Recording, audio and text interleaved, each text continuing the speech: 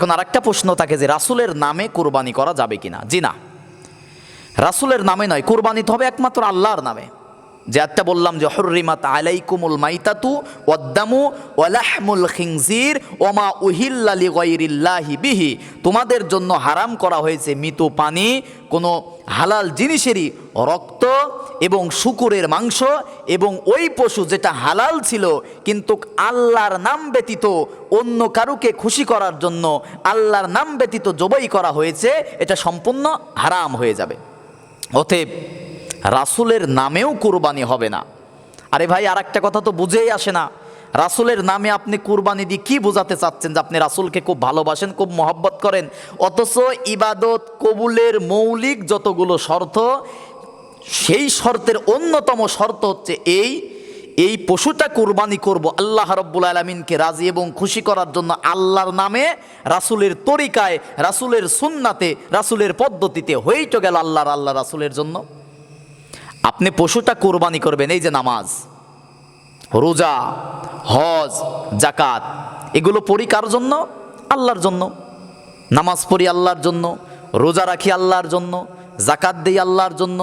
এই যে হাজী সাহেবরা লক্ষ লক্ষ টাকা খরচ করে আরাফার ময়দানে উপস্থিত হয়েছে, হজে যাচ্ছে আল্লাহ রাব্বুল আলামিনকে খুশি করার জন্য। কিন্তু কোনো ইবাদত ততক্ষণ কবুল হবে না যতক্ষণ না সেটা রাসূলের সুন্নাহ, রাসূলের পদ্ধতি অনুযায়ী না হবে।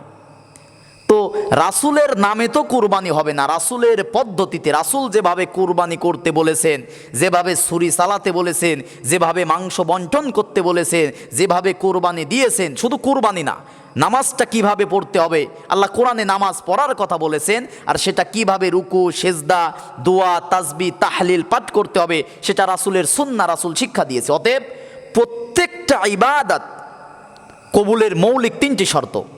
তার এক নম্বরে হচ্ছে আপনার ঈমান থাকতে হবে, একমাত্র একত্ববাদ আল্লাহ রাব্বুল আলামিন, আপনার আকিদাতুস সহিহা, সহি আকিদা থাকতে হবে, বিশুদ্ধ ঈমান যেটাকে বলা হয়, এক নম্বর শর্ত।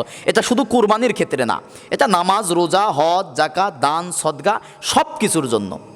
দ্বিতীয় নম্বরে প্রতিটা ইবাদত, নামাজ, রোজা, হজ, যাকাত, কুরবানি সব কিছু হতে হবে রাসূলের সুন্নাহ মোতাবেক। কারণ আল্লাহ রাব্বুল আলামিন সূরা হাশরের 7 নম্বর আয়াতের মধ্যে বলেন, ওমা আতাকুমুর রাসূলু ফাখুযুহু ওয়া মা নাহাকুম আনহু ফান্তাহু, আমার রাসূল তোমাদেরকে যা করতে বলে, যা আদেশ করে তা তোমরা করো, ওমা নাহাকুম আনহু ফান্তাহু, আর আমার রাসূল যা নিষেধ করে তা ছেড়ে দাও। সূরা ইমরানের 31 নম্বর আয়াতের মধ্যে আল্লাহ পাক বলেন, কুল ইন কুনতুম তুহিব্বুনাল্লাহা ফাত্তাবিউনি ইউহিব্বুকুমুল্লাহ, যদি আল্লাহর ভালোবাসা পেতে চাও, আল্লাহকে ভালোবাসতে চাও, ফাত্তাবিউনি, রাসূলের অনুসরণ করো, রাসূলের ইত্তেবা করো। সূরা নিসার 80 নম্বর আয়াতে আল্লাহ পাক বলেন, মাইয়িতিআই রাসূলা ফাকাদ আতা আল্লাহ, যে রাসূলের সুন্নাহ, রাসূলের ইতাত করলো, সে যেন ফাকাদ আতা আল্লাহ, আমি আল্লাহর হুকুমই মেনে চললো। অতএব রাসূলের নামে কুরবানি নয়, রাসূলের পদ্ধতিতে আপনাকে কুরবানি করতে হবে। শুধু কুরবানিও নয়, সব ইবাদত রাসূলের পদ্ধতিতে করতে হবে।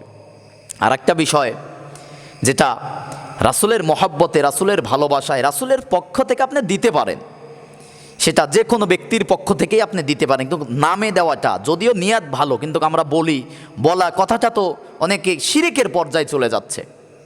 এজন্য কোনো ব্যক্তি, কোনো বাবা, মা, ব্যক্তির নামে, এমনকি রাসূলের নামে কুরবানি হবে না, এদের পক্ষে আপনি দিতে পারেন। তবে কুরবানি জবাই হবে একমাত্র আল্লাহ রাব্বুল আলামিনের নামে, এবং সেটা রাসূল সাল্লাল্লাহু আলাইহি ওয়াসাল্লামের সুন্নাহ পদ্ধতিতে, আল্লাহ এবং আল্লাহর রাসূলকে খুশি করার জন্য আপনাকে শুধু কুরবানি নয়, সকল ইবাদত করতে হবে।